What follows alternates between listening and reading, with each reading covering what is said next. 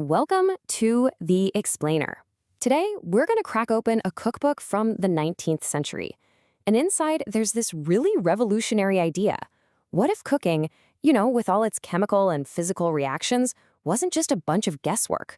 What if it could be an exact science? You gotta love this little story from the time. It just perfectly sums up the problem, right? I mean, can you imagine making a dinner so bad that a clergyman refuses to even bless it? That's rough. And listen, this wasn't just some funny one-off story. It was a real symptom of a huge problem plaguing kitchens back then. Yeah, seriously. Back then, a bad meal was way more than just a letdown. People genuinely believed it led to, and I'm quoting here, poor blood, poor muscles, and even a poor mind.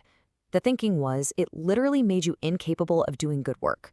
So yeah, this was a massive problem, and a whole new approach was desperately needed. Okay, so let's dive right into that chaos. All right, first up, a kitchen in chaos. We're talking about a time when pretty much any cooking failure was just chalked up to bad luck. Before this new scientific system came along, the average kitchen was, well, it was a place of total uncertainty and, frankly, a lot of frustration. So, picture this. The home kitchen was just confusing. Cooks were basically just following recipes word for word. Mechanically mixing things together without any clue about why they were doing it. So, of course, when the bread didn't rise or a dish turned out to be totally indigestible, what did they blame? Oh, it's just bad luck, or the ingredients must be bad. There was zero understanding of the actual scientific principles at play. And this quote from the era, it just hits the nail right on the head. Blindly following recipes produced unsatisfactory results, which seemed quite inexplicable. I mean, that says it all, right? Without knowing the reason why, every trip to the kitchen was basically a total gamble. Okay, so what was the fix? Well, along comes Mrs. Kellogg with a totally revolutionary idea, a complete paradigm shift. She said, hey, let's stop treating cooking like a chore and start treating it like what it is, a science. A science governed by the very same laws of nature that ruled the entire universe. And this new cookery, as she called it wasn't about just spitting out a bunch of new recipes. No, this was a whole new philosophy. The entire goal was to actually understand the chemistry and the physics of food. And why? So you could make it as nourishing and digestible as possible, all based on predictable scientific laws. And check this out. This comparison really lays it all out, doesn't it?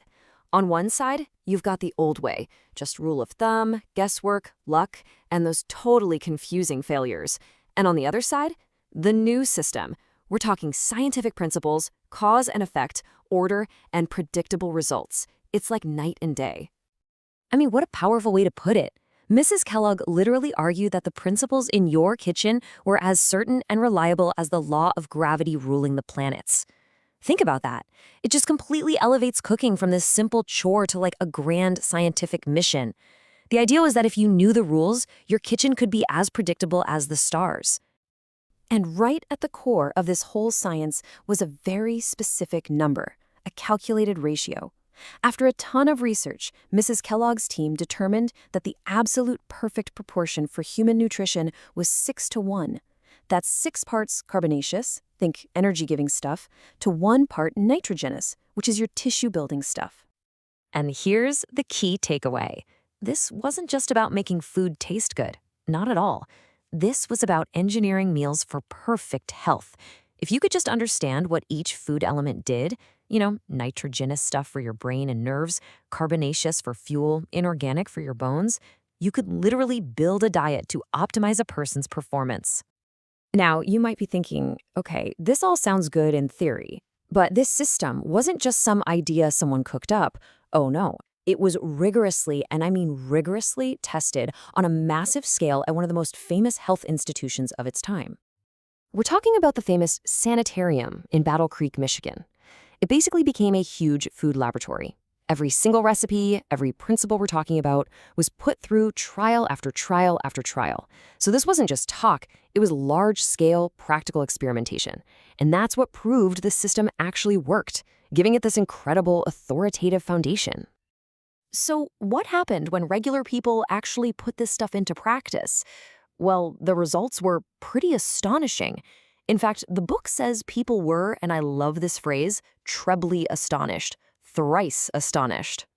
So what were the three marvels? First, they just couldn't believe how simple it all was. This wasn't some ridiculously complicated thing you needed a degree for.